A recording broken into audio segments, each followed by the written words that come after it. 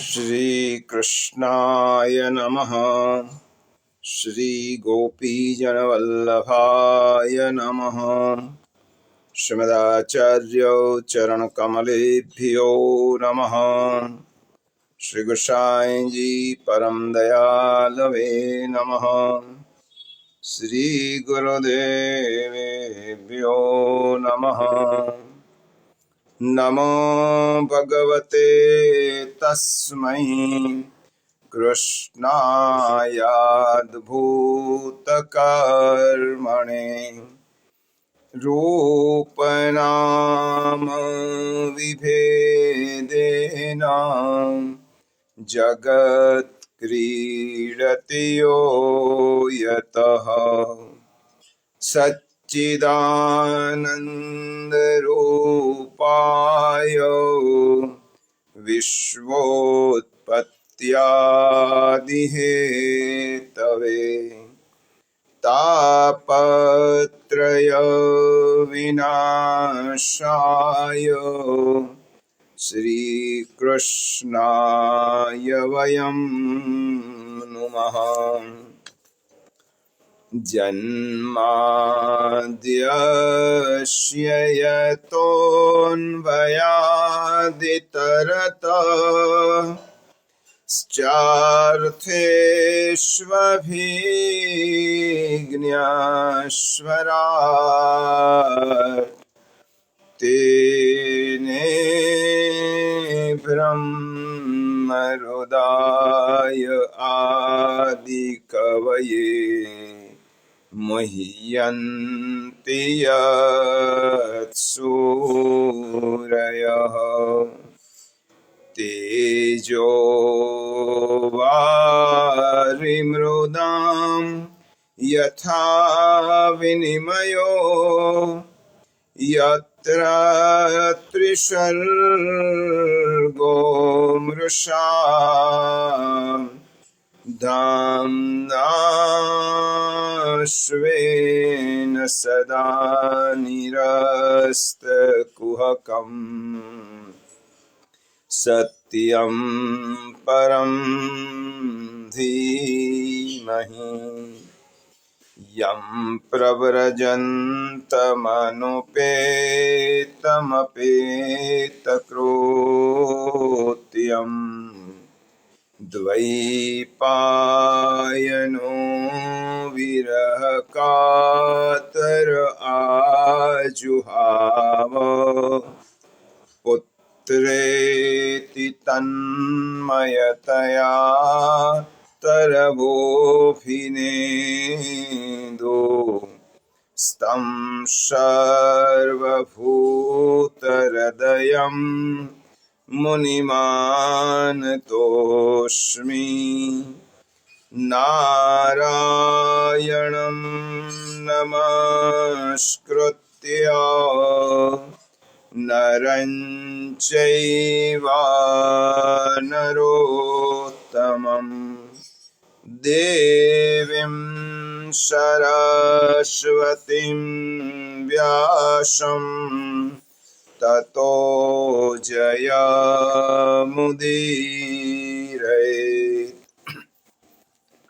આપણે કૃષ્ણાશ્રયનો સાથે પાઠ કરીશું.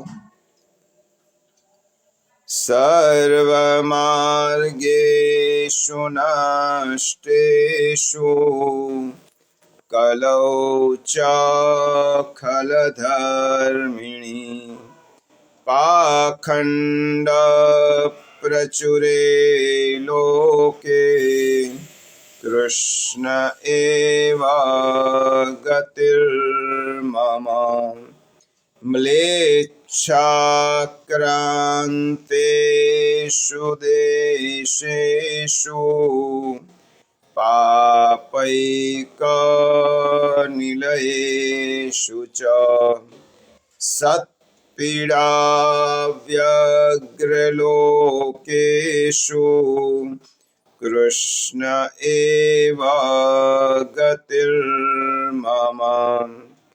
गंगादितीर्थवर्येषु दुष्ट वृष्टैरेवावृतेष्विह तिरोहितादिदेवेषु कृष्ण एव गतिर्मम अहंकार विमूढेषु सत्सु पापानुवर्तिषु लाभपूजार्थयत्नेषु कृष्ण एव गतिर्मम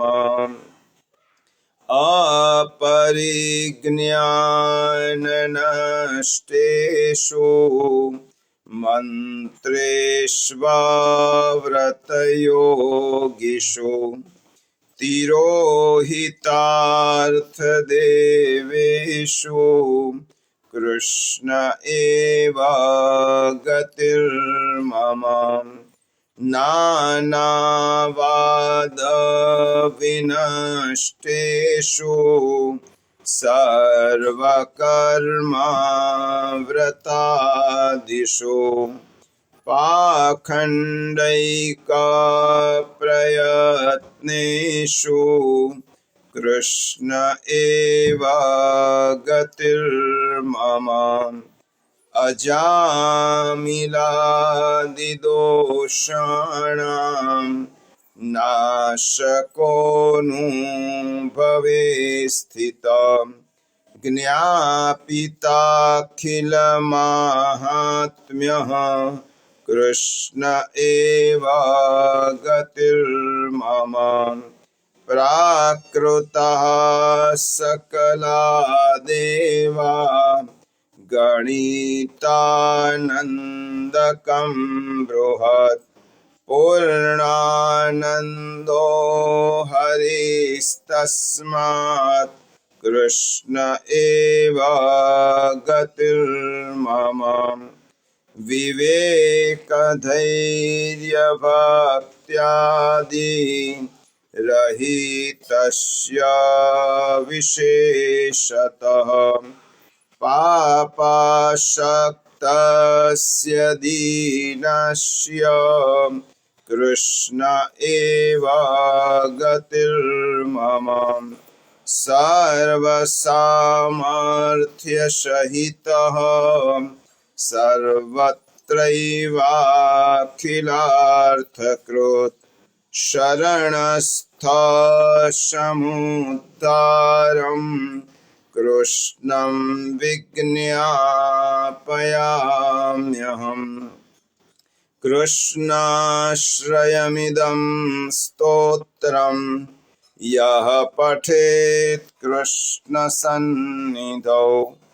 तस्याश्रयो भवेत् कृष्ण इति श्रीवल्लभो ब्रवीत्।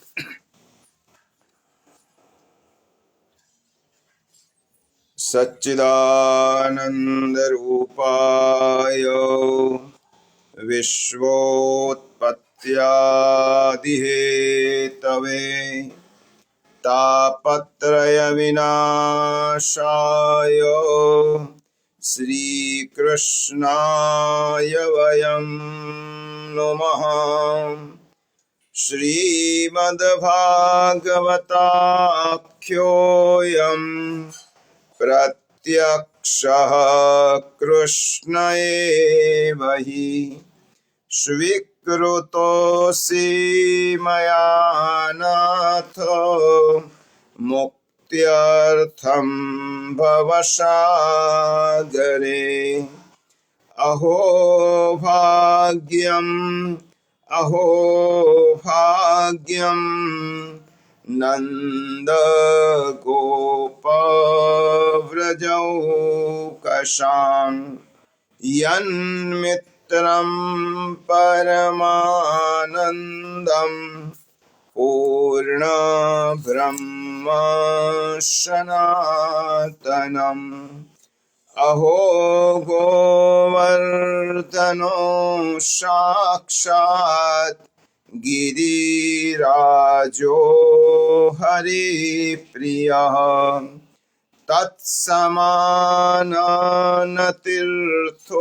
हि विद्यते भूतले दिवि योऽन्तःप्रविश्य मम वाचमिमं प्रसुप्ताम्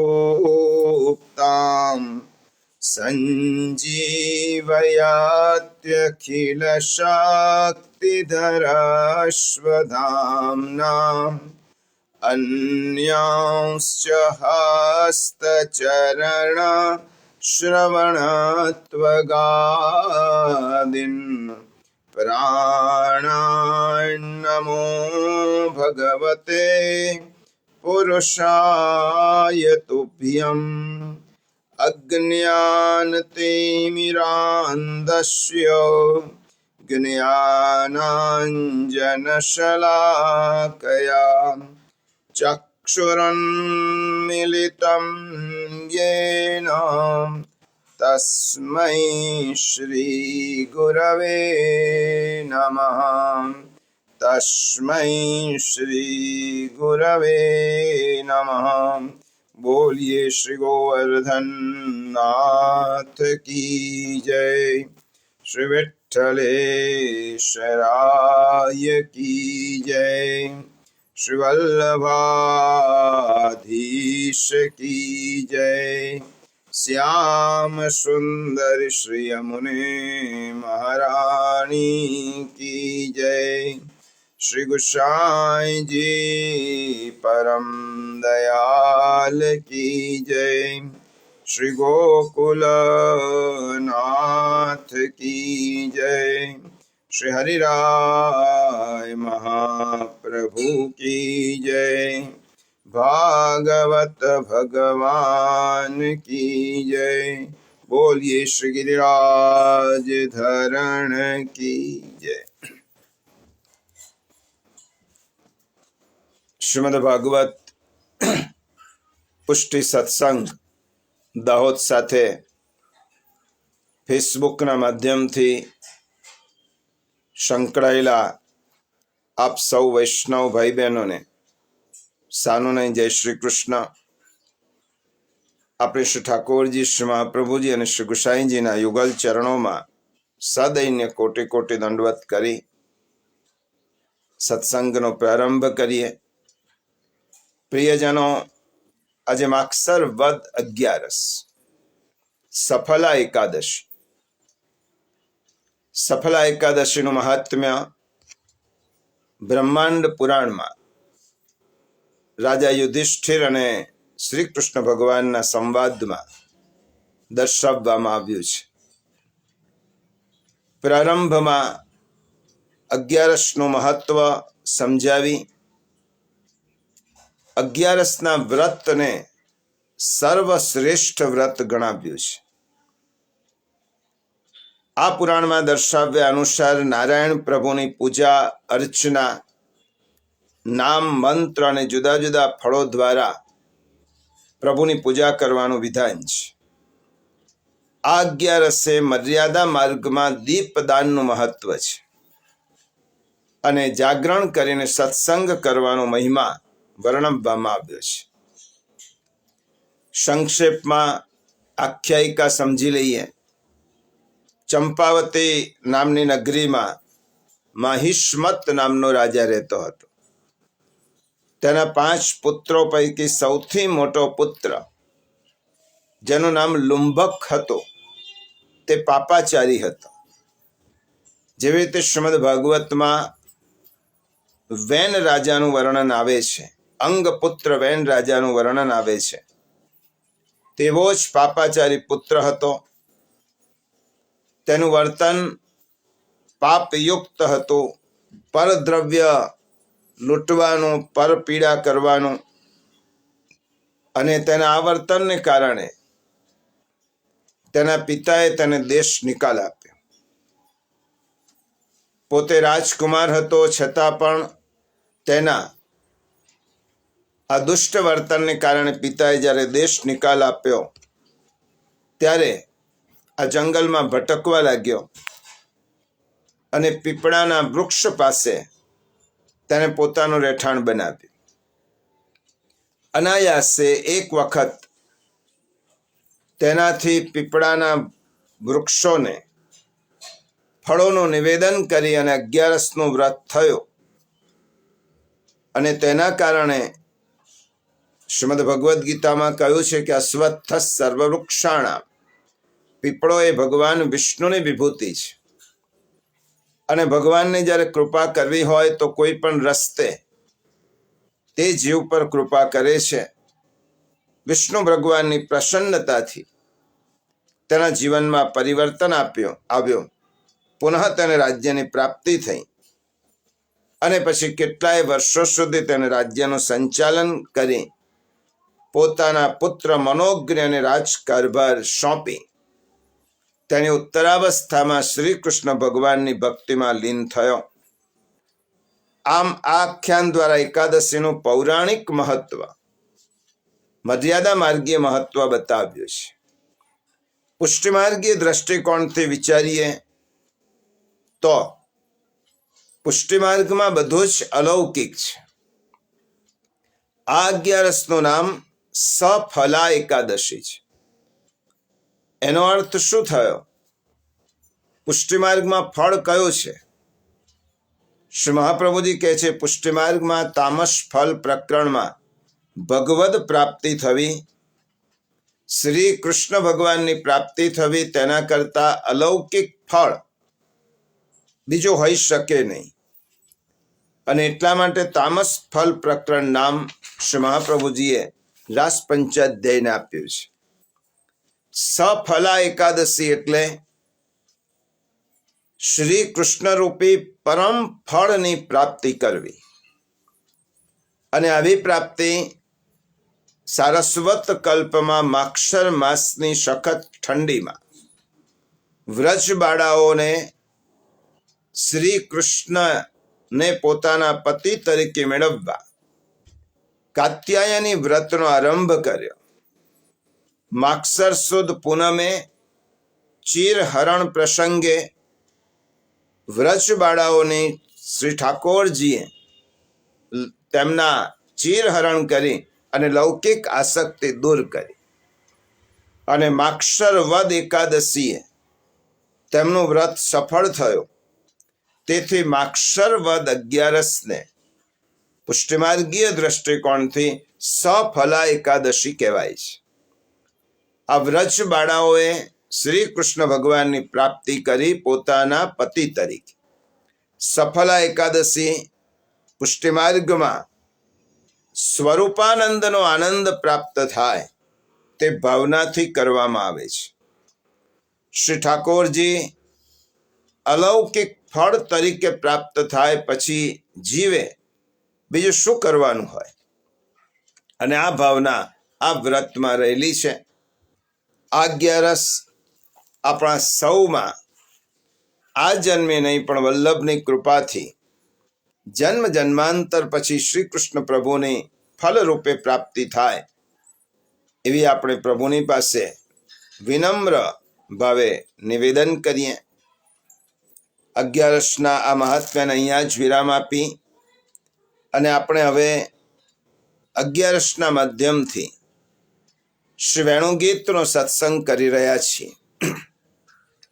ગઈ એકાદશીએ ગીતા જયંતિ ઉત્સવ હોવાને કારણે આપણે એની પૂર્વની એકાદશીએ વેણુગીતના 14મા શ્લોકનો સત્સંગ કર્યો હતો. 14મા શ્લોકમાં પક્ષીઓ પણ પ્રભુનું વેણુગીત સાંભળે છે તેનું વર્ણન છે. વેણુગીતના 14મા શ્લોકમાં પક્ષીઓનું વર્ણન કરતા કહ્યું કે આ પક્ષીઓ સામાન્ય પક્ષીઓ નથી, પરંતુ મુનિઓ જ પક્ષીઓ રૂપે વૃંદાવનમાં આવ્યા છે. ઘણા જન્મોથી ભગવાનનું ધ્યાન અને મનન કરતા કરતા તેઓ જાણી ગયા હતા કે પ્રભુ વૃંદાવનમાં વિહાર કરવાના છે. તેથી પક્ષીનું રૂપ ધારણ કરી વૃંદાવનમાં ભગવાનની લીલાને પ્રત્યક્ષ કરવા માટે આવીને વસ્યા હતા. મુનિઓએ ભગવાનને જોવાની, તેમની લીલા જોવાની એક સારી યુક્તિ શોધી કાઢી. શ્રી કૃષ્ણ પ્રભુ વેણુનાદ નહોતો કર્યો ત્યાં સુધી ભગવાનના રૂપનું દર્શન કરતા હતા. જ્યારે પ્રભુએ વેણુનાદ સંભળાવ્યો ત્યારે આ પક્ષીઓએ નેત્રો બંધ કરી અને શ્રવણનો આનંદ લઈ રહ્યા હતા. આ મુનિઓ હોવાથી ભગવાન સિવાયની વાણી તે બોલતા નથી. મુનિઓ ક્યાં બેઠેલા છે? તો વેદની શાખાને ભણનારા હોવાથી વેદ રૂપી વૃક્ષની શાખા ઉપર એટલે ડાળી ઉપર બેસીને તેઓ ઠાકોરજીના વેણુનાદનું શ્રવણ કરે છે. પક્ષીઓએ આંખ બંધ રાખી છે. એનું કારણ છે કે આંખ ખુલ્લી હોય તો ચારે બાજુ બીજા ફળ, વૃક્ષ ઉપર ઉગેલા ફળ તરફ ધ્યાન જાય. પક્ષીઓ મૌન રહ્યા છે કારણ કે મોં ખુલ્લું હોય તો બોલાય, ખવાય, કોલાહલ થાય. માટે આ પક્ષીઓએ આંખ અને મોં લૌકિક વિષયોમાં બંધ રાખ્યા છે. વૃથા સ્વાદ અને વૃથા વાદથી દૂર રહે તેને જ ભગવદ રસમાં રુચિ થાય. આ સિદ્ધાંત પુષ્ટિમાર્ગનો સમજી લઈએ. શ્રી મહાપ્રભુજી આપણને આજ્ઞા કરી છે કે આ પક્ષીઓ જેવી રીતે વૃથા વાદથી દૂર રહી અને મૌન કેળવ્યું છે. વૃથા સ્વાદથી દૂર રહેવા માટે મોં બંધ રાખ્યું છે અને વૃથા ગતિ કરતા નથી કારણ કે ડાળ પર સ્થિર થઈને બેઠા છે. તો જેને ભગવદ પ્રાપ્તિ કરવી હોય તેને શ્રી મહાપ્રભુજી આજ્ઞા કરે છે વૃથા વાદ, વૃથા સ્વાદ, વૃથા ગતિ, વૃથા સ્મૃતિ આ બધાનો ત્યાગ કરે તેને જ ભગવદ રસમાં રુચિ જાગે છે. ભગવદ રસ માણે તેને પ્રલોભન કે ભય ક્યારે પણ ચલાવી શકતા નથી અને તેનું જીવન સાર્થક બને છે. આવી રીતે વેણુગીતના 14મા શ્લોકમાં ભગવાનના શ્રી ગુણનું નિરૂપણ કરવામાં આવ્યું છે. અહીંયા સુધી તો ચેતનની વાતો કરી, પરંતુ હવે વેણુગીતના 15મા શ્લોકથી જળની વાત કરે છે. ચેતન પર પણ પ્રભુના વેણુનાદની અસર થાય છે, તેવી રીતે જળ વસ્તુઓ પર પણ પ્રભુના વેણુનાદની અસર થાય છે.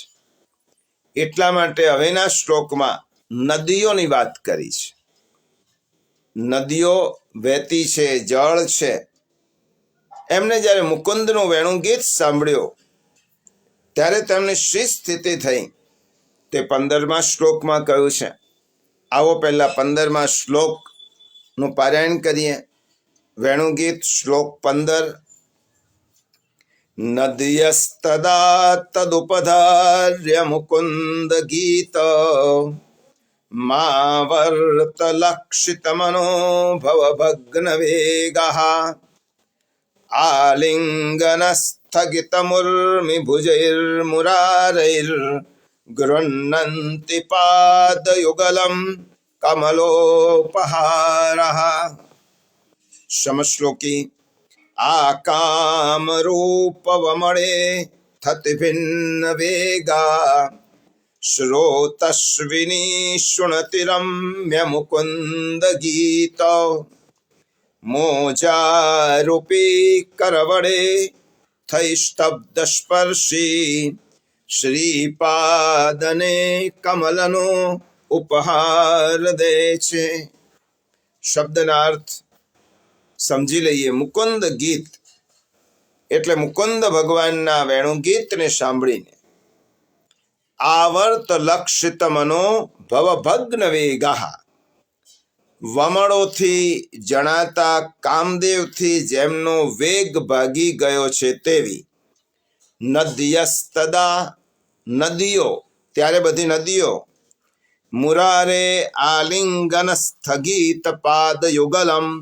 મુરારી ભગવાનના આલિંગન માટે સ્થિર થયેલ ચરણ યુગલને ઉર્મિર ભુજૈર ગૃહ્ણંતી તરંગો રૂપી હાથ વડે ગ્રહણ કરે છે. કમલોપહારા અને કમલોના ઉપહારને લઈને મુકુંદ ભગવાનના ચરણોમાં અર્પણ કરે છે. સામાન્ય અર્થ સમજી લઈએ.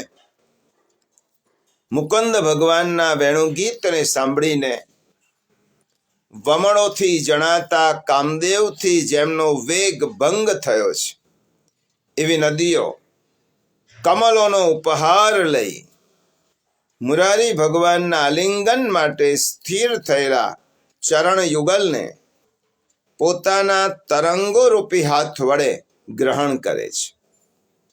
વ્રજ ભાષામાં પણ તેનો ભાવાનુવાદ છે, સુંદર છે. સો મુકુંદ કી ગીત સુધા લહી મુગ્ધ બહી થિરકી સરિતા में સ્તંભિત વેગ ભૈરતિ વેગતે બાહિર ભમ્મર ભય ઉભરાય લે કરી પંકજ કો ઉપહાર सकंप पशार तरंग भुजाए श्री मुरशूदन पाद सरोज रहे थिर जे उरशो परसाए. જ્યારે મુનિઓ પર ભગવાને અનુગ્રહ કર્યો અને જ્યારે તેમને વેણુનાદ દ્વારા ભગવાનના સ્વરૂપાત્મક રસ સ્વરૂપને જાણ્યું, ત્યારે હવે નદીઓને એમ થયું કે અમે પણ મોક્ષદાતા ભગવાન મુકુંદનું ગીત સાંભળીને કૃતાર્થ થઈએ.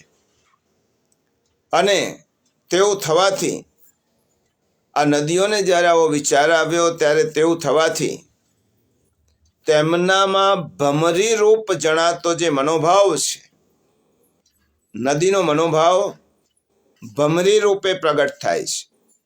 જે મનોભાવ છે તે સ્તંભી ગયો. નદીનો પ્રવાહ મંદ પડી ગયો, અટકી ગયો અને તેમની સ્વાભાવિક ગતિ કુંઠિત બની ગઈ. ચેતન પ્રાણીઓને તો ભગવત સંબંધ થાય એવી ઈચ્છા થાય તે સ્વાભાવિક છે. પક્ષીઓને થાય, અપ્સરાઓને થાય, ગાયોને થાય. પરંતુ અહીંયા તો નદીની વાત છે. અચેતન પદાર્થોમાં પણ ભગવદ રસ પામવાની અભિલાષા ઉત્પન્ન થઈ, તે જ વિશેષતા છે. નદીઓનો વેગ બંધ થયો અને નદીઓ સ્થિર થઈ ગઈ.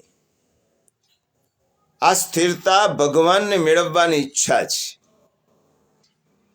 અને ભગવાનના ચરણ કમલમાં કમલની ભેટ ધરવા માંગતી હોય તેમ મોક્ષ રૂપી પોતાના હસ્તથી કમળને લઈને જાણે પોતાના હૃદય કમળ ભગવાનના ચરણોમાં સમર્પણ કરતી હોય તેમ આ નદીઓ પોતાની ઉર્મિઓને વ્યક્ત કરે છે. આ શ્લોકમાં ભગવાનના જ્ઞાન નામનો ગુણનો અભિવ્યક્ત થયો છે. શ્રી મહાપ્રભુજી આ શ્લોકના સુબોધનીજીમાં આજ્ઞા કરે છે, જ્ઞાનોત્કર્ષ તદૈવ સ્યાત સ્વભાવ વિજયો યદિ. શ્રી મહાપ્રભુજી વચનામૃત કરે છે કે જ્ઞાનનો ઉત્કર્ષ ક્યારે કહેવાય? જ્યારે સ્વભાવ ઉપર વિજય પ્રાપ્ત થાય ત્યારે. હવે જુઓ પ્રિયજનો, નદીઓનો સ્વભાવ નિરંતર વહેવાનો છે. નદીનું નામ સરિતા છે. સરિતાનો અર્થ સંસ્કૃતમાં થયો સરતી ઇતિ સરિતા. સરતી એટલે જે વહે છે, નિરંતર જે વહે છે તેને સરિતા કહેવાય. નદી એટલે વેગેન શુદ્ધ્યતિ. નદીનું જળ શુદ્ધ ગણાય. શા માટે? કારણ કે નદીમાં નિરંતર વેગ છે. અનેક પાશ્ચાત્ય ચિંતક તો ત્યાં સુધી કહે છે નદીનો નિરંતર વેગ એટલો છે કે તમે એકવાર નદીમાં પગ મૂક્યા પછી જ્યારે બીજી વાર પગ મૂકો છો ત્યારે બધું જ જલ બદલાઈ ગયું હોય છે. એટલે કે નદી કોને કહેવાય? જેનો સતત વહેતો અને ગતિશીલ જલનો પ્રવાહ, તેને સરિતા કહેવાય, તેને નદી કહેવાય. ઉછળતી, કૂદતી, વહેતી નદીઓનો સ્વભાવ છે કે ભેખડોને છેદી છેદીને પણ તે સમુદ્ર તરફ દોડતી હોય. પણ આ શ્લોકમાં તો કહ્યું છે કે આવી નદીઓનો પ્રવાહ કોઈ પણ જાતના લૌકિક અવરોધ વગર થંભી જાય, અટકી જાય, સ્થિર થઈ જાય તો શ્રી મહાપ્રભુજી કહે છે આ ભગવાનનો જ્ઞાનોત્કર્ષ છે, આ ભગવાનનો ગુણધર્મ છે. જ્ઞાનોત્કર્ષ એને કહેવાય કે જેમને જોયા પછી સ્વભાવ પર વિજય થાય. જ્ઞાનોત્કર્ષ તદૈવ સ્યાત સ્વભાવ વિજયો યદિ. એટલા માટે આ શ્લોકમાં ભગવાનનો જ્ઞાન ગુણ દર્શાવ્યો છે. વેણુનાદનું શ્રવણ કર્યું નદીઓએ, અને નદીઓ રોમાંચિત બની ગઈ અને કમલના પુષ્પોની જલની સપાટીઓ પર ઉપસી આવ્યા. પાણીનો વેગ થંભી ગયો. વેણુનાદનો પ્રભાવ જ સ્વભાવ વિજયમાં કારણભૂત છે. નદીઓના સ્વભાવમાં થયેલ પરિવર્તનનું વર્ણન આ શ્લોકમાં કર્યું છે. પ્રિયજનો, જ્યારે આપણે નદીને જોઈએ છીએ ત્યારે આપણને માત્ર નદીનો જલ પ્રવાહ દેખાય છે. આ સૃષ્ટિમાં અને વિશેષ કરીને પુષ્ટિમાર્ગમાં દરેક વસ્તુના 3 સ્વરૂપ હોય છે. એક અધિભૌતિક સ્વરૂપ, એક આધ્યાત્મિક સ્વરૂપ અને અધિદૈવિક સ્વરૂપ. એવી રીતે આપણે જે જોઈએ છે આપણા ચર્મ ચક્ષુઓ વડે તે નદીના જલ પ્રવાહને જોઈએ છે. એ માત્ર તેનો અધિભૌતિક સ્વરૂપ છે. જેવી રીતે આપણે ગિરિરાજ બાવાને દર્શન કરીએ ત્યારે આપણે પર્વતાકાર લાગે, પર્વતાકાર ગિરિરાજ બાવા એ તેમનું અધિભૌતિક સ્વરૂપ છે. વ્રજભૂમિને જોઈએ ત્યારે સ્થૂળ ભૂમિ લાગે, એ વ્રજભૂમિનું અધિભૌતિક સ્વરૂપ છે. જ્યારે વૃક્ષોને આપણે જોઈએ ત્યારે વૃક્ષો આપણને જળ જેવા લાગે, એ તેનું અધિભૌતિક સ્વરૂપ છે. અધિદૈવિક સ્વરૂપ એ જુદું હોય છે. નદીનું અધિભૌતિક સ્વરૂપ એ જલ પ્રવાહ છે, જે બધા જ જોઈ શકીએ છીએ. આધ્યાત્મિક સ્વરૂપ નદીનું તીર્થરૂપ છે. પરંતુ અધિદૈવિક સ્વરૂપ નદીનું કોણ છે? વરુણ દેવતાનું રૂપ છે. નદીના અધિદૈવિક સ્વરૂપે વરુણદેવ જલમાં બિરાજે છે. એટલા માટે આપણે જલની પૂજા કરીએ છીએ, કારણ કે તે અધિદૈવિક સ્વરૂપે વરુણદેવ છે. જલ ભલે નિર્જીવ લાગતું હોય પણ દેવતા રૂપે તે સજીવ છે, તે ચેતનાત્મક છે. તેથી પ્રભુ વેણુનાદ કરે ત્યારે નદીના દેવતાને પણ ભગવદ કૃપાથી અલૌકિક રસાનુભૂતિ થાય છે. જેમ પક્ષીઓ મુનિઓનું સ્વરૂપ છે, તેમ નદીઓ એ દેવતાઓનું સ્વરૂપ છે. અહીંયા નદ્ય શબ્દ વાપર્યો છે. હવે આપણને પ્રશ્ન થાય, નદ્ય એટલે નદીઓ, બહુવચન છે. પણ ઠાકોરજીએ વ્રજમાં વેણુનાદ કર્યો વૃંદાવનમાં, અને વૃંદાવનમાં તો શ્રી યમુનાજી સિવાય બીજી કોઈ નદી નથી. તો પછી નદ્ય શબ્દ કેમ વાપર્યો? કારણ વ્રજમાં યમુનાજી પ્રધાન છે, પરંતુ અનેક પ્રકારના સરોવરો છે, ચંદ્ર સરોવર છે, માન સરોવર છે. એ બધાનો ઉલ્લેખ વેણુગીતમાં નદ્ય શબ્દ દ્વારા કર્યો છે. કારણ કે જલમાં વરુણદેવ છે. અને શ્રી મહાપ્રભુજી પણ આ શ્લોકના સુબોધનીજીમાં આજ્ઞા કરે છે, નદીનામ અપી દેવતાત્વમ તાભિઃ સહ ન અન્ય લીલા સંભવતી.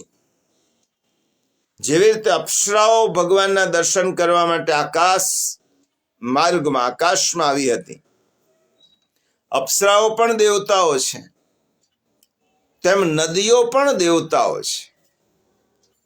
એમને રસાત્મક સ્વરૂપનો ભાન તો થયો, પરંતુ પ્રભુ અત્યારે મનુષ્ય સ્વરૂપમાં બિરાજમાન હોય એ રસાત્મક સ્વરૂપનો ભોગ કરવા માટે અસમર્થ હતી. માટે ગોપીજનો જેવો આનંદ અનુભવ એમને પ્રાપ્ત ન થયો.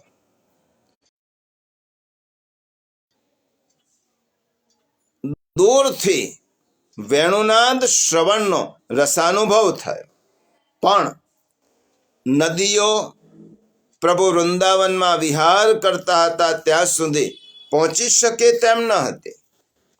કારણ કે નદીને બે કિનારાનું બંધન છે. પોતાની બાંધેલી મર્યાદામાં તેને વહેવાનું છે, અને પોતાની બાંધેલી મર્યાદામાં જ તેને વહેવાનું છે. તેના બે કિનારાનું બંધન છે. તે નદી વિચારે છે કે અમને બે કિનારા ન આપ્યા હોત તો સારું થાત. અમે ઝટપટ આપણા ચરણારવિંદમાં દોડી આવ્યા. ગોપિકાઓ પણ કહે છે કે દેવતા, હે દેવીઓ, નદીઓને કહે છે, તમારી જેમ અમને પણ બે કિનારાના બંધન છે. એક પિયરનો કિનારો છે અને બીજો સાસરીનો કિનારો છે. અમારે પણ ગોવિંદજીના માર્ગે જવું છે, પણ અમારા માથા ઉપર સંસારની જવાબદારીઓનો બોજો પડ્યો છે. ગોપી આજે નદીને જોતી જાય છે અને પોતાની હાલત પર રડતી જાય છે.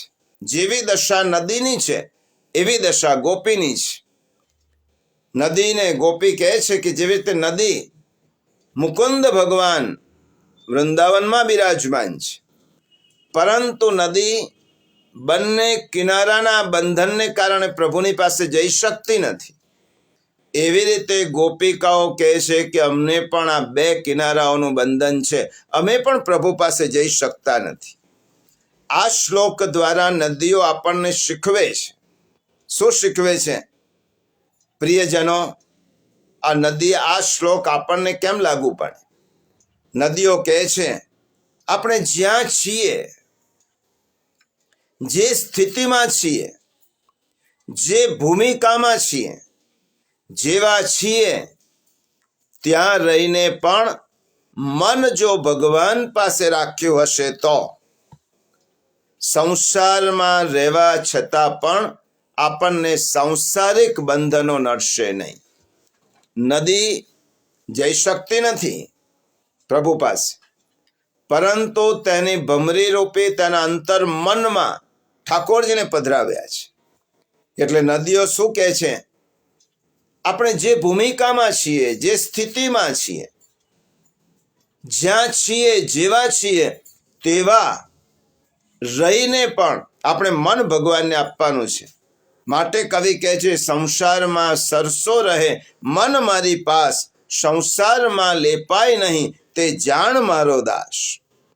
જેમ કમળ કાદવમાં રહેવા છતાં પણ ખરડાતું નથી, સંસારમાં રહેવા છતાં પણ તેવી રીતે જેની બુદ્ધિ સંસારમાં લેપાતી નથી તેને ગીતામાં ભગવાને સ્થિત પ્રજ્ઞ કહ્યો છે. પદ્મ પત્ર મીમાંભસા. એ કેવી રીતે રહે છે? કાદવમાં કમળ ખીલે એવી રીતે સંસારમાં રહીને પણ મન ભગવાનની પાસે રાખે છે. સંસારમાં રહીને પણ જીવે ખીલવાનું છે, અને ખરતા પહેલા ખીલવાનું, આનું નામ જીવન. મૃત્યુ આવતા પહેલા ખીલવાનું આને જીવન કહેવાય. આપણા શાસ્ત્રો ક્યારે પણ પોતાની ફરજો કે સ્વકર્મ છોડીને ભગવાનની પાછળ દોડવાની આજ્ઞા કરતા નથી. સાંસારિક જવાબદારીઓ અદા કરતા કરતા, સ્વકર્મનું પાલન કરતા કરતા પણ આપણે આપણી બુદ્ધિમાં પ્રત્યેક ક્રિયામાં ભગવાનને સાથે રાખીને બધા કર્મો કરીએ તો તે પણ આપણી ભક્તિ કહેવાય.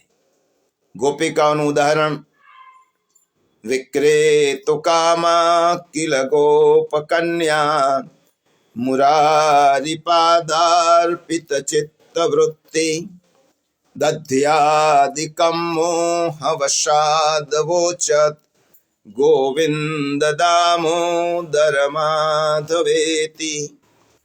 આ ગોપિકાઓ વેચે છે દૂધ અને દહીં, પણ તેમની ચિત્તવૃત્તિ ક્યાં છે? મુરારી પ્રભુના ચરણમાં રહેલી છે. અને એટલા જ માટે નિત્ય નિરંતર ગોવિંદ દામોદર માધવેતિ વેચવા નીકળી છે દૂધ દહીં. મન ભગવાનને આપ્યું છે, અને દૂધ દહીંને બદલે એ બોલતી જાય છે ગોવિંદ લો, દામોદર લો, માધવ લો. અંગ્રેજ કવિ શેક્સપિયરે પોતાના નાટકમાં એક નાટકમાં લખ્યું છે, This world is a stage. We all are actors and actress. આ દુનિયા એ રંગમંચ છે, અને આપણે બધા જ તેમાં ભૂમિકા ભજવનારા અભિનેતાઓ અને અભિનેત્રીઓ છીએ. તેમાં જેના પ્રોડ્યુસર, ડાયરેક્ટર, ફાઇનાન્સિયર, સ્ટોરી રાઇટર ભગવાન જ છે, અને ડાયલોગ પણ તેના છે, મ્યુઝિશિયન પણ તે જ છે. અને તે પ્રભુ શું કરે છે? જુદા જુદા જીવો અને જળ સ્વરૂપને અહીં ખેલ કરાવી રહ્યા છે.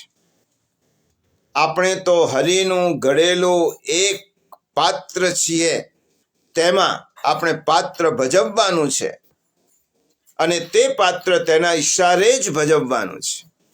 એટલા માટે ભક્ત કવિ દયારામ કહે છે, આપણે જંત્ર છીએ અને ભગવાન જંત્રી છે.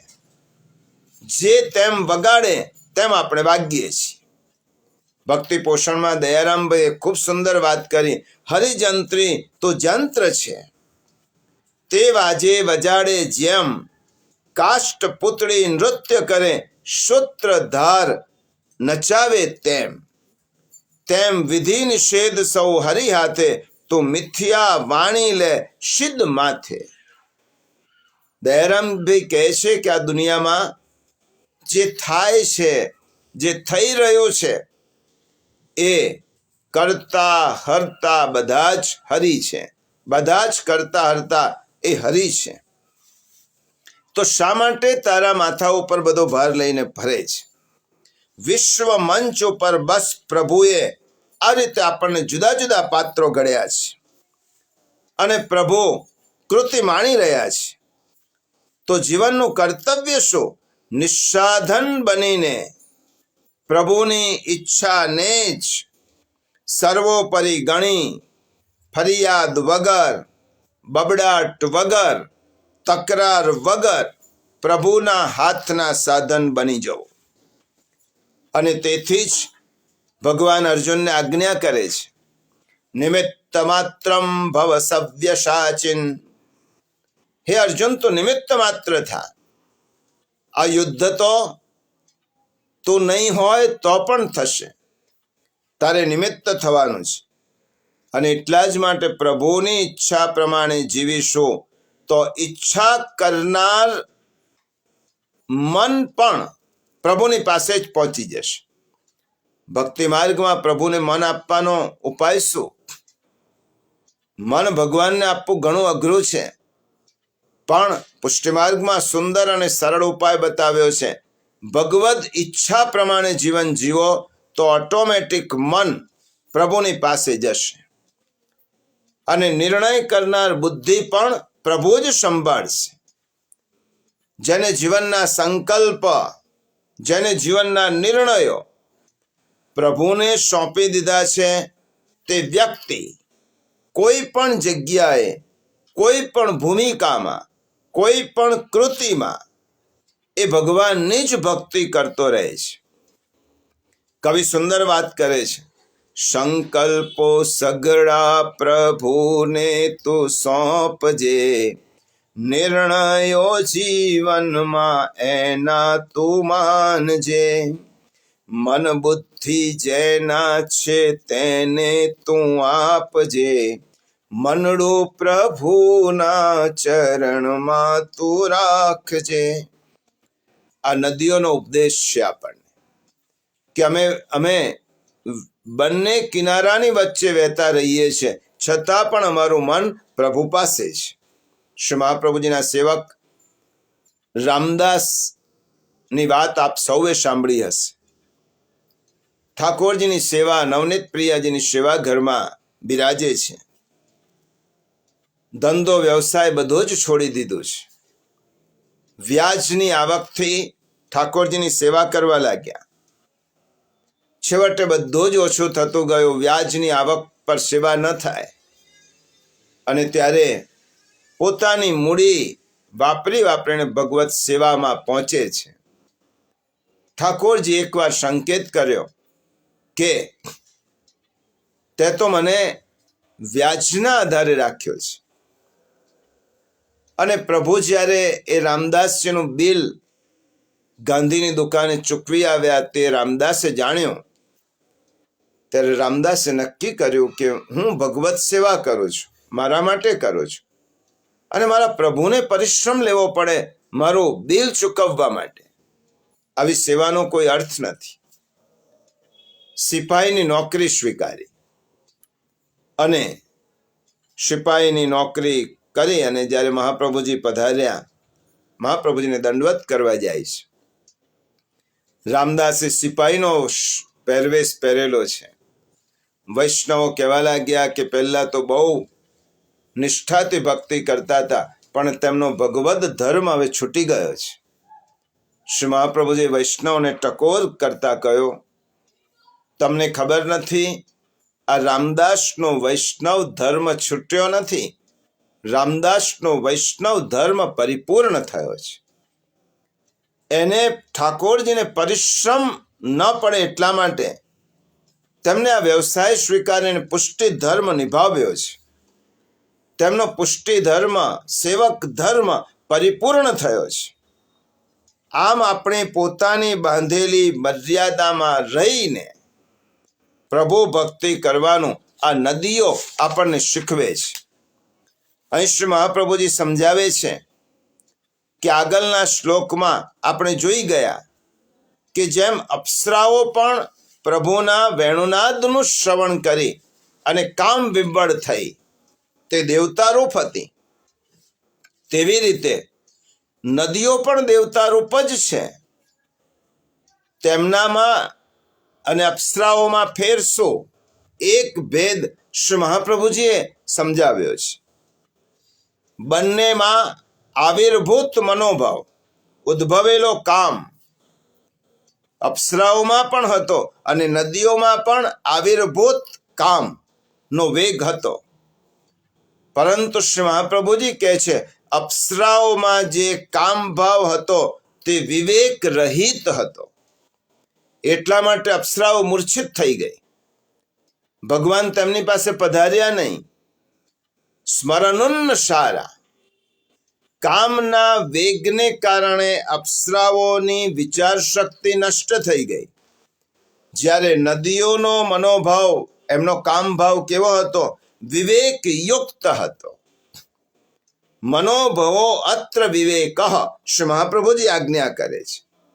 નદીઓના કામ ભાવમાં વિવેક હતો, અને એટલા જ માટે નદીઓ કમળરૂપી ભેટ સમર્પિત કરવા માટે સક્ષમ થયા.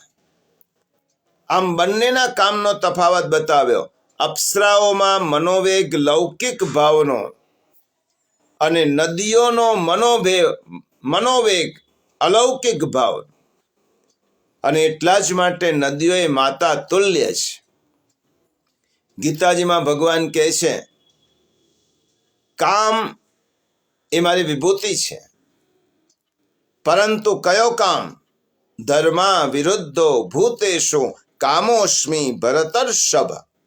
હે અર્જુન, જે કામમાં વિવેક હોય એ કામ મારી વિભૂતિ છે. જે કામથી આપણે વિષયોનો ઉપભોગ કરીએ છીએ એ જ કામ જ્યારે ભગવત સ્વરૂપમાં જાય તો ભગવાનની આસક્તિ થાય છે. આ ગોપિકાઓએ શું કર્યું? ગોપિકાઓએ પોતાના લૌકિક કામને અલૌકિક કામ બનાવી દીધું. જે કામ વિષયો માટે હતો એને વાસુદેવ માટે બનાવી દીધો. જે કામનાઓ માટે હતી તેને કૃષ્ણમાં પરોવી દીધી. અહીંયા નદીઓનો મનોભાવ એટલે કામ વિવેકયુક્ત હતો અને તેથી જ પ્રભુ સ્વયં નદી પાસે પધાર્યા. વેણુનાદ કરતા કરતા પ્રભુ નદી પાસે પધાર્યા. નદીઓ પ્રભુ સુધી નથી પહોંચી શકતી, પરંતુ પ્રભુ સ્વયં કૃપા કરીને તેમની નિકટ પધાર્યા.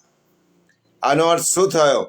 ભક્ત સાધના ભક્તિ કરી પ્રભુ પાસે જાય તે મર્યાદા છે, પરંતુ પ્રભુ કૃપા કરીને ભક્ત પાસે આવે તેનું નામ પુષ્ટિ છે.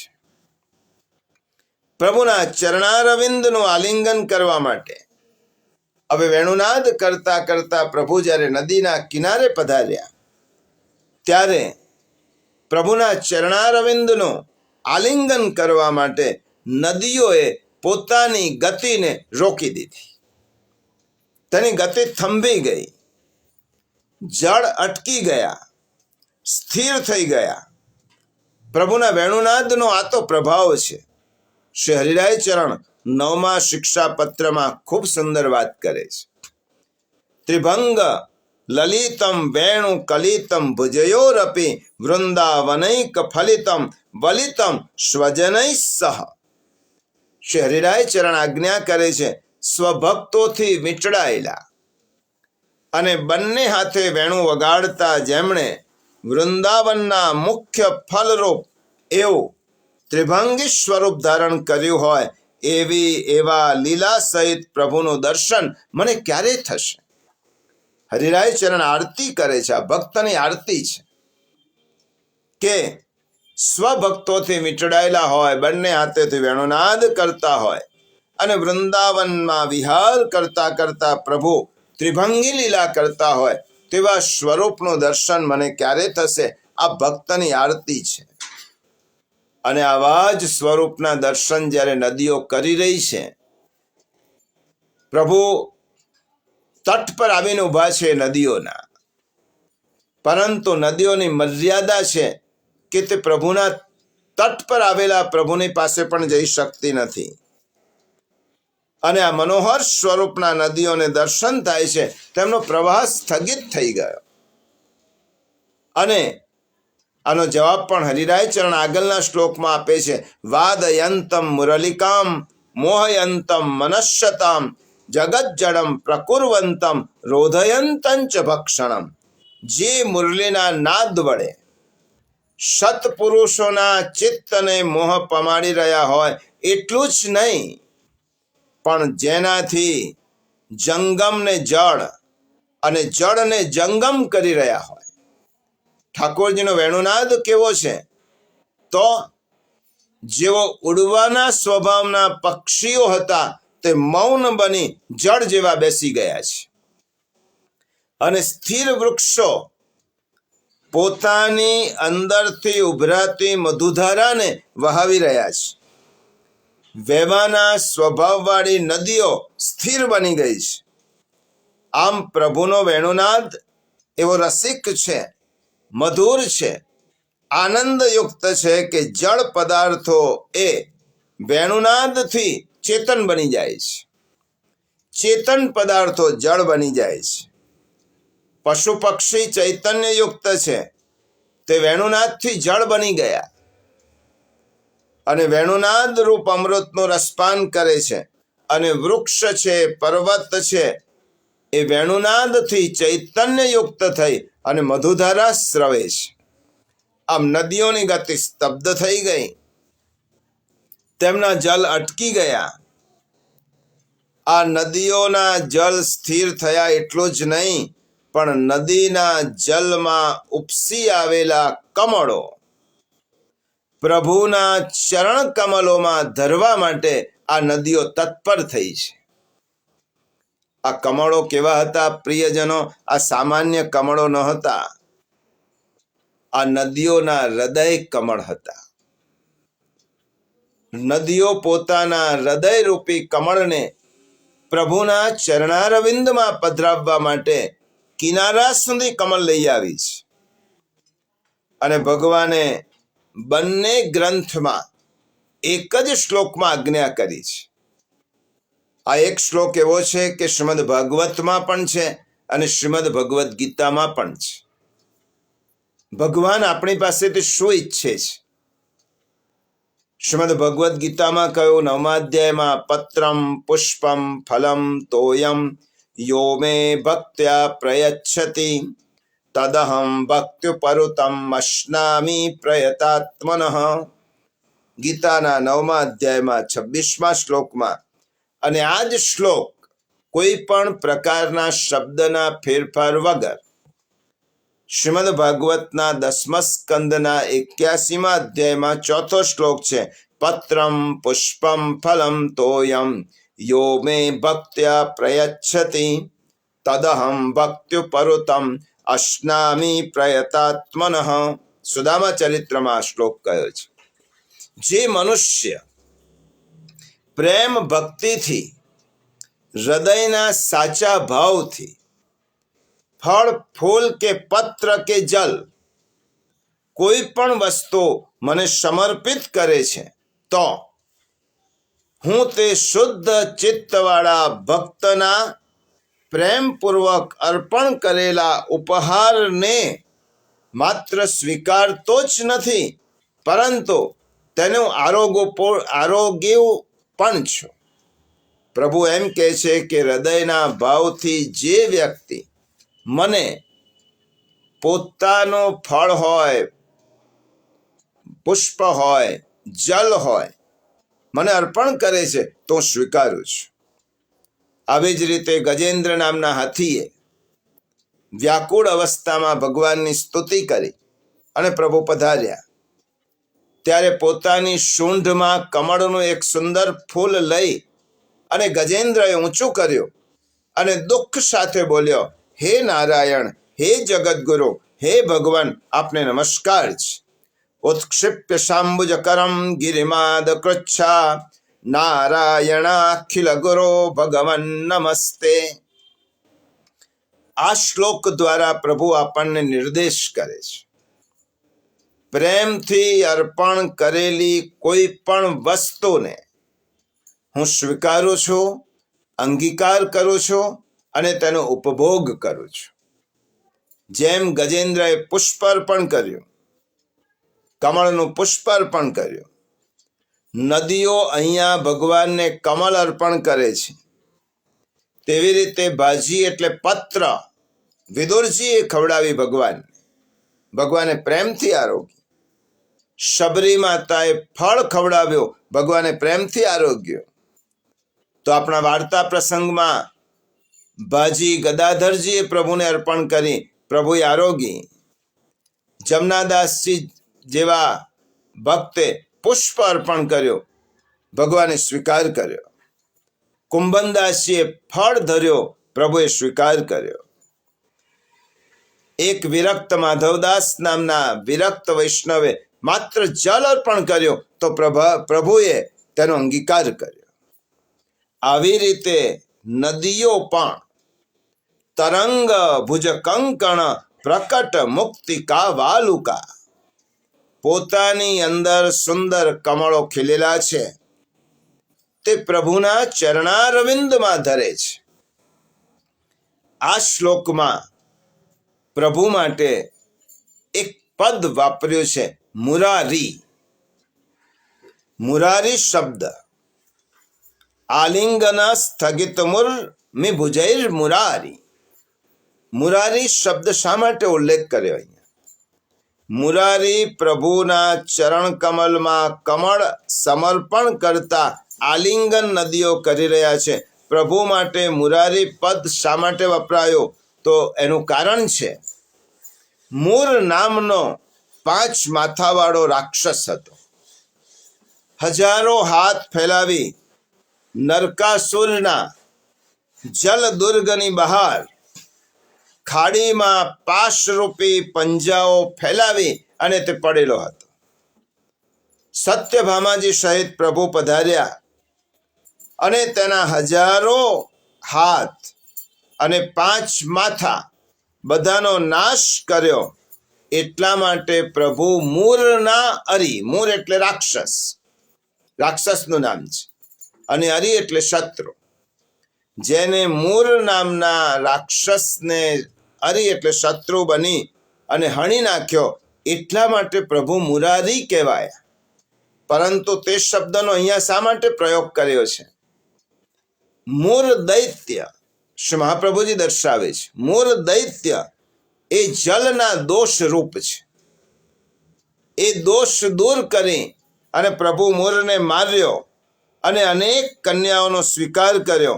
અર્થાત જલ દોષ રૂપ મૂરના અરી તે મુરારી. યમનાષ્ટકનો આપણે પાઠ કરીએ ત્યારે આ શબ્દ આવે છે, મુરારી પદ પંકજ સ્ફુરદ મંદરેણુત્કટામ. આની ટીકામાં શ્રી ગુસાઈજી પ્રભુચરણ અને પુરુષોત્તમજીએ લખ્યું છે, મૂર એ જળના દોષ છે. જળમાં કેટલાક દોષો રહેલા છે, જેમ કે તેના 2 કિનારે સામસામે રહેલા 2 સ્નેહીજનો હોય તો જલ તેને ભેગા થવા દેતું નથી. આવા જલના કેટલાક દોષો છે. જલમાં રહેલા મૂર નામના દૈત્યના સંબંધથી આ જલ છે તે દોષરૂપ બને છે. અને જલ પોતે દોષરૂપ નથી, પણ મૂર નામનો દૈત્ય જલને દોષરૂપ બનાવે છે.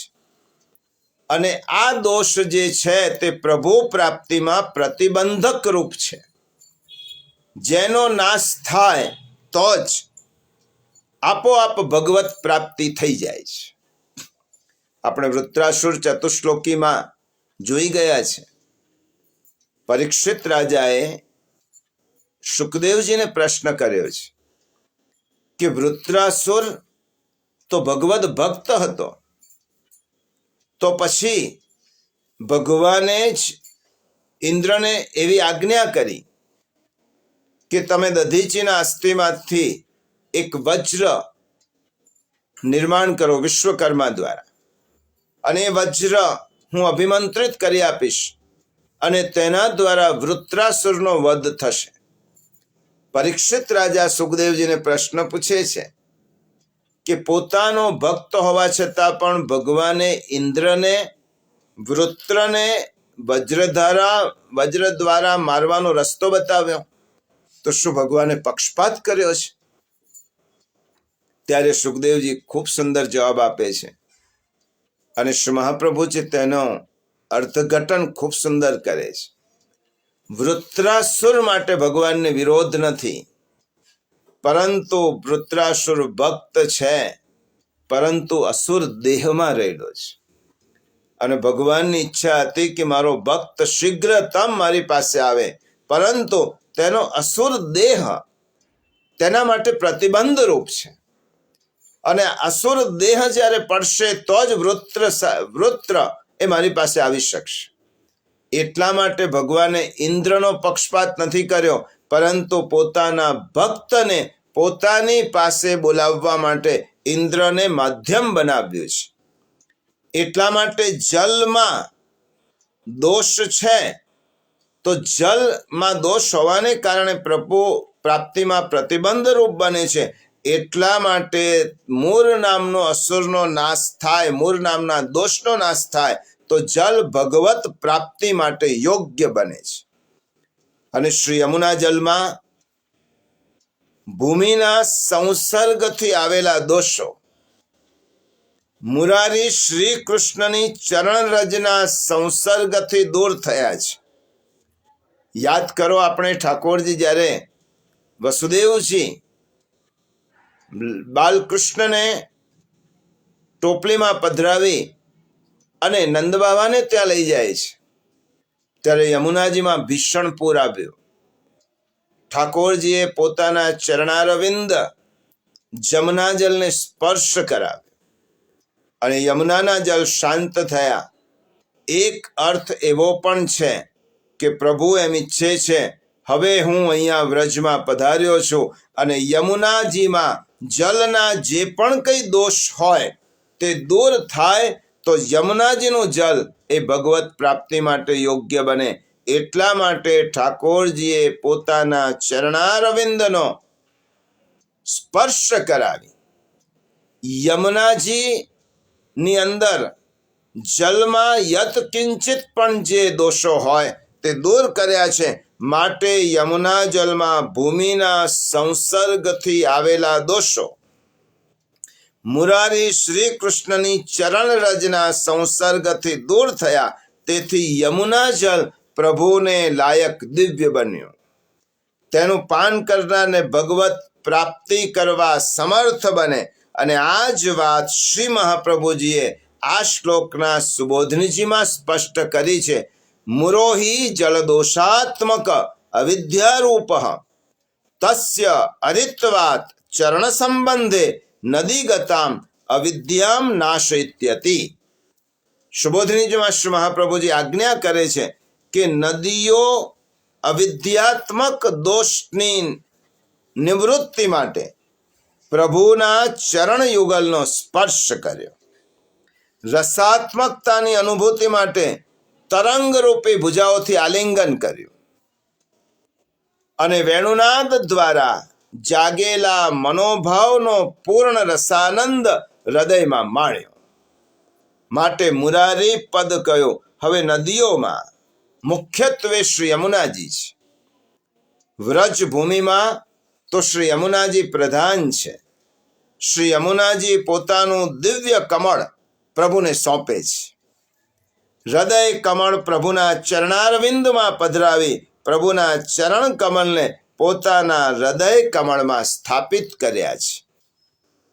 પ્રભુના ચરણ કમળ સાથે શ્રી યમુનાજીના જલનો સંબંધ થયો અને વિવેકયુક્ત કામ હોવાથી પ્રભુના ચરણારવિંદ સુધી પહોંચવાનો અધિકાર પ્રાપ્ત થયો. અને આજે પણ કોઈ જીવને પ્રભુના ચરણારવિંદ પ્રાપ્ત કરવા હોય તો શ્રી યમુનાજીની કૃપા જોઈએ. માટે તો કહ્યું, તયા સકલ સિદ્ધયો મુરારી પુષ્ય સંતુષ્યતિ.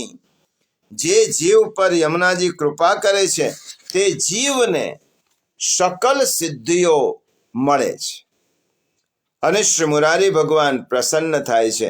માટે હરિરાય ચરણ પદમાં કહે છે, બ્રહ્મ સંબંધ જબ હો તયા જીવ કો તબ ही इनकी भुजा वाम फर के दौर कर सोर कर जाय पिय शो कहे अति आतुर मन में जु हरख. કોઈ જીવ પ્રભુના શરણે આવે તો એનો આનંદ શ્રી યમુનાજીને વધારે થાય છે. કારણ કે ભગવાનની કૃપા શક્તિ છે અને ઠાકોરજીએ પણ એ કૃપાને વશ થવું પડે છે. શ્રી યમુનાજીની વિનંતીથી ઠાકોરજીને પણ બદલાવવું પડે છે. ઠાકોરજીનું નામ મુકુંદ છે. મુકુંદનો અર્થ શ્રી મહાપ્રભુજી સુબોધનીજીમાં કરે છે, મુકુમ મોક્ષમ દદાતિ તે મુકુંદ. મુકુંદ એટલે જે મોક્ષ આપે તે મુકુંદ. શ્રી યમુનાજીનો સંસર્ગ પ્રભુને થયો તો યમુનાજીની એટલું સામર્થ્ય છે, સ્વભાવ વિજયો ભવે. જીવનો સ્વભાવ તો યમુનાજી બદલી શકે છે, પરંતુ ભગવત સ્વભાવને પણ યમુનાજીએ બદલી દીધો. ઠાકોરજી તો મુક્તિ આપનાર હતા, યમુનાજીએ ઠાકોરજીને ભક્તિ આપનાર કરી દીધા. મુકુંદ રતિવર્ધન. પ્રભુ ભક્તિદાતા થયા. મુક્તિ આપનાર મુકુંદ ભક્તિ પ્રદાતા થયા. આ શ્રી યમુનાજીના જલનો પ્રભાવ છે. આ શ્લોકમાંથી બીજો અર્થ પણ સમજવા જેવો છે. નદીઓની ગતિ, સરિતાની ગતિ સાગર તરફ હોય છે. પ્રિયજનો, આ અર્થ આપણા માટે છે. નદીઓની ગતિ સ્વાભાવિક રીતે સાગર તરફ હોય. સરિતા સાગરને મળવા માટે અનેક અવરોધો પ્રાપ્ત કરતી કરતી દોડે છે પોતાના ઉદ્ગમ સ્થાનથી. આ નદીઓ શું શીખવાડે છે? જન્મ થયો ત્યારથી જ પોતાનું લક્ષ્ય બિંદુ નક્કી કરી દેવું જોઈએ કે મારે ભગવત પ્રાપ્તિ કરવી છે. માનવ જન્મ મળે ત્યારથી જ જીવ માત્રને ભગવદ પ્રાપ્તિનું ધ્યેય હોવું જોઈએ. અને એટલા માટે પ્રહલાદજી અસુર બાળકોનો ઉપદેશ આપતા કહે છે, કૌમારમ આચરેત પ્રાજ્ઞ ધર્માન ભાગવતાનિહ. કુમારાવસ્થાથી જ ભગવત પ્રાપ્તિ માટેનો પ્રયત્ન શરૂ કરવો જોઈએ. સરિતા સાગરને મળવા જાય છે, અનેક અવરોધો પાર કરે છે અને સાગરને મળવા તરફની તેની ગતિ હોય છે. અને સમુદ્રને મળીને જ એ વિરામ પામે છે. સાગર તરફ ગતિ કરતી આ નદીઓ આપણને ઉપદેશ આપે છે કે માનવ જીવન મળ્યા પછી પહેલું ધ્યેય અને છેલ્લું ધ્યેય ભગવદ પ્રાપ્તિનું હોવું જોઈએ અને તેના માટે નિરંતર ગતિ થવી જોઈએ. આ નદીઓ એમ કહે છે, સાગર તરફ ગતિ કરતી આ નદીઓ અહીંયા સ્થિર થઈ છે. તો નદીઓને લાગ્યું, શું લાગ્યું? આપણે આજ સુધી આપણા પતિ સાગરને મળવા જઈએ છીએ, પણ આટલા વર્ષોની સાધના પછી પતિના પતિ આપણા કિનારે આવી ગયા છે, સ્વયં કિનારે આવ્યા છે. સાગરના પતિ કોણ? સિંધુ પતિ તો માત્ર શ્રી કૃષ્ણ છે, શ્રી ઠાકોરજી છે. આ નદીના તટ પર સ્વયં પ્રભુ પધાર્યા ત્યારે સમુદ્રને મળવા જતી નદીઓને એમ લાગ્યો કે હવે તો પતિને આપણે મળવા જઈએ છીએ, પણ પતિના પતિ તો અહીંયા જ બિરાજમાન છે. તો પછી આપણે તેમના જ ચરણ કમલની પ્રાપ્તિ થતી હોય તો હવે આગળ જવાનું પ્રયોજન શું? નદીઓ થંભી ગઈ છે. એમને એમ લાગ્યું કે અમારા પતિના પતિ તો પ્રભુ બિરાજમાન છે અમારા તટ ઉપર, તો પછી હવે આગળ જવાનો પરિશ્રમ શા માટે લઈએ? પ્રભુના ચરણ કમલની પ્રાપ્તિ અહીંયા જ થઈ જાય છે, તો શા માટે હવે આગળ જવાનું? નદીઓનો બીજો સંદેશ છે. સેવા કરતા કરતા, પ્રભુની પ્રાપ્તિ કરતા કરતા જ્યારે પ્રભુ પ્રસન્ન થઈ અને આપણને આજ્ઞા કરતા હોય ત્યારે રૂઢીને એક બાજુ મૂકી દેવાની, ભગવદ આજ્ઞાનો પહેલો સ્વીકાર કરવાનો. પ્રભુ પ્રસન્ન થઈ મને આ જોઈએ છે એમ કહેતા હોય ત્યારે રૂઢી હવે આના પછી આ જ કરવાનું, આના પછી આ કરવાનું એમ નહીં. ભગવાન સેવા કૃતિ ગુરોરાજ્ઞા બાધનમ વા હરિચ્છયા. શ્રી મહાપ્રભુજી આજ્ઞા કરી છે કે સેવા કૃતિ ગુરુની આજ્ઞા પ્રમાણે થાય અને પછી કયું? હરિચ્છયા, હરિની ઈચ્છા છે. પ્રભુ પધાર્યા છે તો પછી હવે બીજી રૂઢી મૂકી અને પ્રભુના સુખનો તત્સુખનો વિચાર કરવાનો. આ નદીઓ વિચાર કરે છે કે પ્રભુ અમારા તટ પર પધાર્યા છે, હવે અમારી ગતિને રોકી દો. ભલે સરિતા નામ ખોટું પડે છતાં પણ અમારી ગતિને થંભાવી દેવી છે, સ્થિર કરી દેવી છે. અહીંયા જ અટકીએ કારણ કે પ્રભુ અહીંયા જ છે. નદીના નીર થંભી ગયા. યાદ કરો પ્રિયજનો શ્રીમદ ભાગવતના પુષ્ટિ પ્રણય ગીતને. શ્રી ગોપીજનો ને પ્રભુ દેહ ધર્મનો ઉપદેશ આપે છે,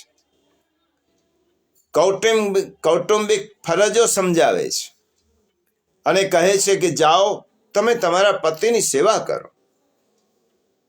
પતિ સેવાથી જ તમને તમારું શ્રેય પ્રાપ્ત થશે. શ્રી ગોપીજનો પ્રભુને પૂછે છે, શું પૂછે છે? પતિ સેવાથી શું મળશે? ઠાકોરજી કહે છે કે ધર્મની પ્રાપ્તિ થશે. ત્યારે શ્રી ગોપીજનો પૂછે કે ધર્મની પ્રાપ્તિ થવાથી શું મળે? ત્યારે પ્રભુ કહે છે કે મારી પ્રાપ્તિ થાય, ભગવત પ્રાપ્તિ થાય. ધર્મ હિ તે પાયો, યહ ધન ધર્મ હિ તે પાયો. ભગવત પ્રાપ્તિ થાય. ત્યારે ગોપીજનો જવાબ આપે છે, પ્રભુ જ્યારે ધર્મી સ્વરૂપ આપ અમને મળી જ ગયા છો, ત્યારે શા માટે અમને પાછા મોકલો છો? હવે ધર્મનું પાલન કરવાનો અર્થ શું? ધર્મી સ્વરૂપ પ્રભુ સ્વયં અમારી પાસે છો.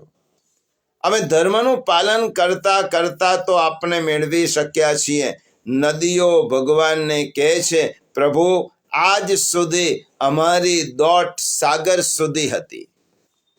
સાગરને મળવાનું અમારું ધ્યેય હતું, અને સાગરને મળવાના અમારા ધ્યેયને કારણે પ્રભુ આજે સ્વયં સાગરના પતિ આપ અમારા કિનારા પર પધાર્યા છો.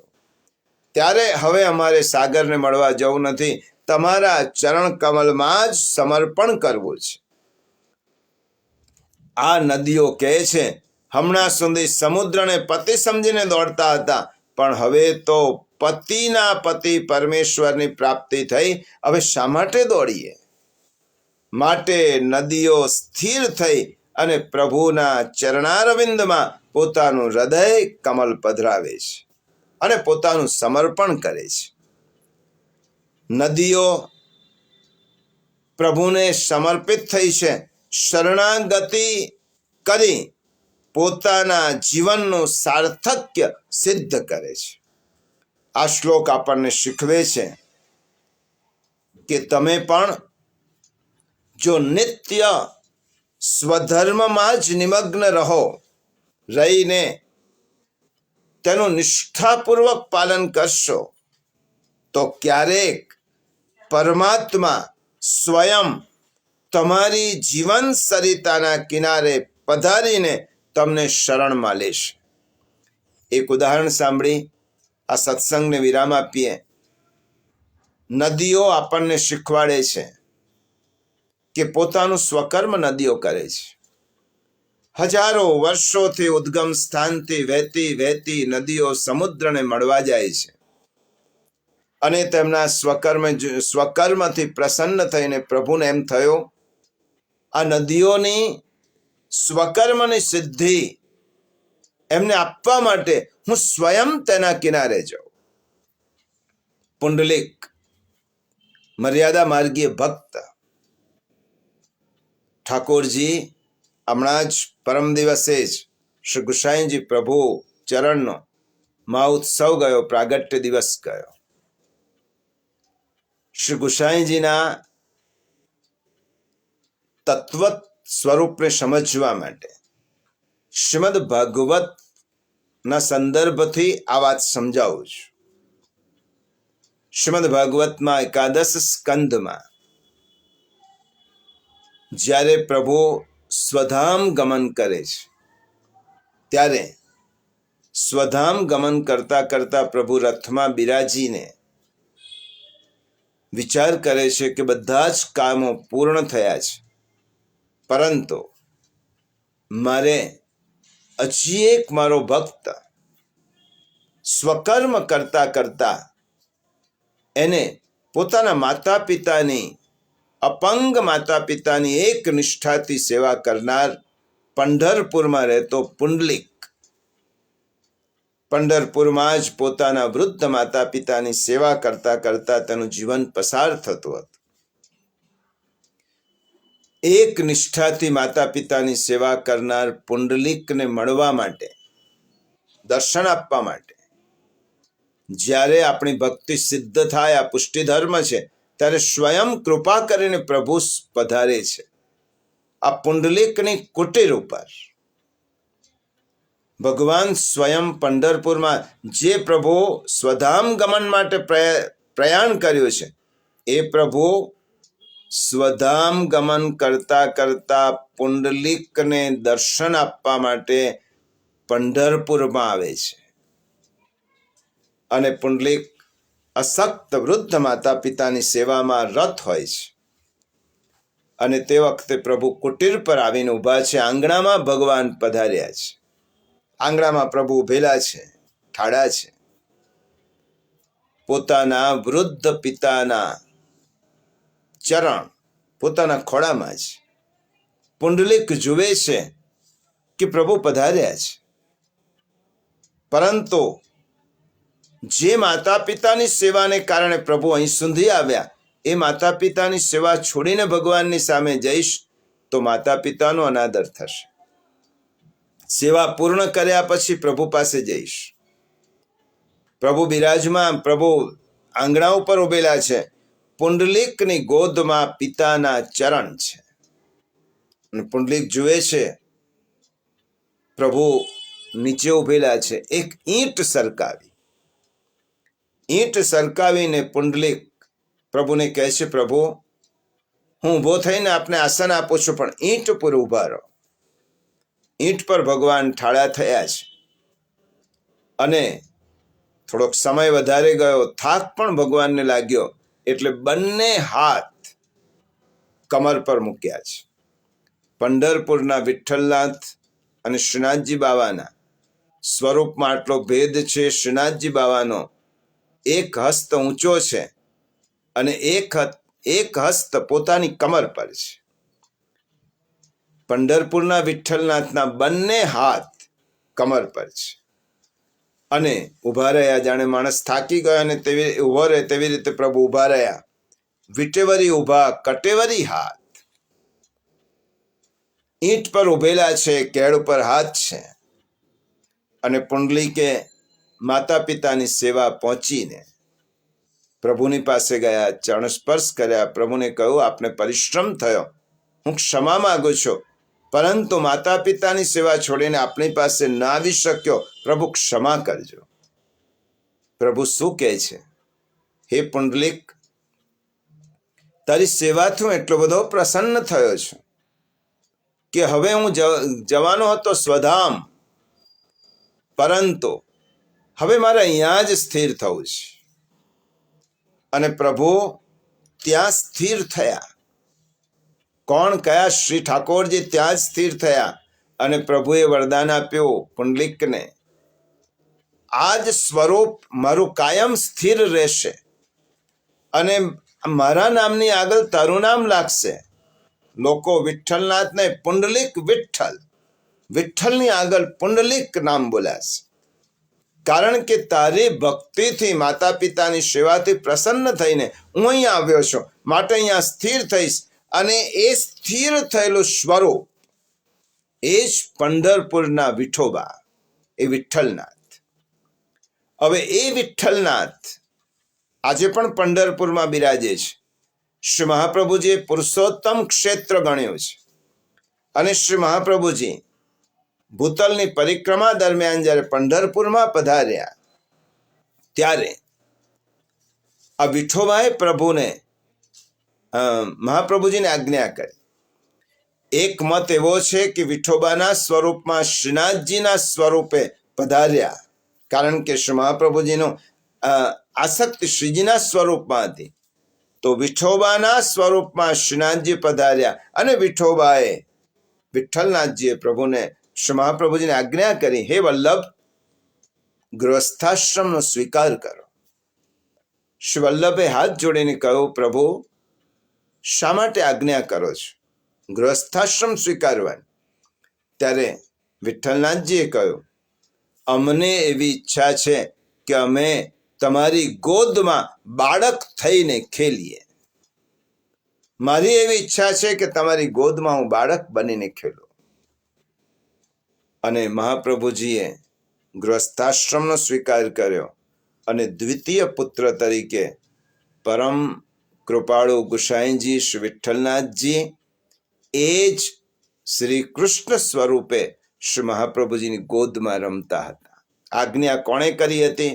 શ્રીમદ ભાગવતના શ્રી ઠાકોરજી સ્વધામ ગમન કરવા જાય છે, એ ઠાકોરજી પુંડલિકને દર્શન આપવા માટે આવે છે. એ ઠાકોરજી ત્યાં વિઠ્ઠલનાથ રૂપે બિરાજે છે અને એ વિઠ્ઠલનાથે શ્રી મહાપ્રભુજીને આજ્ઞા કરી, તમે ગૃહસ્થાશ્રમનો સ્વીકાર કરો, અમારી ઈચ્છા છે તમારે ત્યાં પુત્ર તરીકે પ્રગટ થઈએ. અને એ જ પ્રભુ પુત્ર તરીકે ગુસાઈજી સ્વરૂપે શ્રી મહાપ્રભુજીને ત્યાં પ્રગટ થયા. એટલા જ માટે ગુસાઈજી એ જ શ્રી કૃષ્ણનું સ્વરૂપ છે અને શ્રી કૃષ્ણ એ જ ગુસાઈજી છે. જેને વલ્લભની ગોદમાં ખીલવાનું મન થયો એટલા જ માટે સ્વયં શ્રી કૃષ્ણ શ્રી ગુસાઈજી પ્રભુચરણ રૂપે શ્રી વલ્લભને ત્યાં પધાર્યા. આજ જીવન સરિતાના આવી રીતે આ શ્લોક એમ કહે છે કે જીવન સરિતાના કિનારે આપણે સ્વકર્મનું પાલન કરતા રહીશું તો પ્રભુ સ્વયં પધારી આપણને કૃતાર્થ કરશે, ધન્યતા આપશે. આ જ ભાવ હૃદયમાં રાખીને વિરમીએ. આ શ્લોકમાં જ્ઞાન ધર્મનું નિરૂપણ છે. આગળના શ્લોકમાં ભગવાનના વૈરાગ્ય ધર્મનું નિરૂપણ કરવામાં આવ્યું છે, જેનો સત્સંગ આપણે આવતી એકાદશીએ કરીશું. અગિયારસ આ 2021નો આ છેલ્લો એકાદશીનો સત્સંગ આપણે પ્રભુના ચરણ કમલમાં વિનિયોગ કરીએ છીએ. શ્રી ઠાકોરજીને એટલી પ્રાર્થના કરીએ કે પ્રભુ કૃપા કરીને અમને આ સત્સંગનો લાભ નિરંતર મળે એવી કૃપા કરો અને આવતું નવું વર્ષ આપ સૌ વૈષ્ણવો માટે ભક્તિભાવ પૂર્ણ બની રહે, સ્વાસ્થ્ય સારું રહે અને મન બુદ્ધિથી આપણે પુષ્ટ થઈ અને પ્રભુને ગમે તેવા કાર્યો પ્રભુની સેવામાં રત રહી અને આપણા જીવનને પણ આ નદીઓની જેમ સાર્થક બનાવી શકીએ. એટલી જ શુભ ભાવના સાથે આજના સત્સંગને આપણે વિરામ આપીએ અને આશ્રયનું પદ બોલીએ. દ્રઢ ઈન ચરણ કેરો ભરોસો, દ્રઢ ઈન ચરણ કેરો, શ્રી વલ્લભ નખ ચંદ્ર છટા બિન, સબ જુગમાં જુ અંધેરો ભરોસો, દ્રઢ ઈન ચરણ કેરો. સાધન और नहीं कली में, जासु होय निवेरो, सूर कहाँ कहे द्विविध आंधरो, बिना मोल को चेरो भरोસો, દ્રઢ ઈન ચરણ કેરો, દ્રઢ ઈન ચરણ કેરો ભરોસો, દ્રઢ ઈન ચરણ, દ્રઢ ઈન ચરણ, દ્રઢ ઈન ચરણ કે. શ્રી વલ્લભાધીશ કી જય.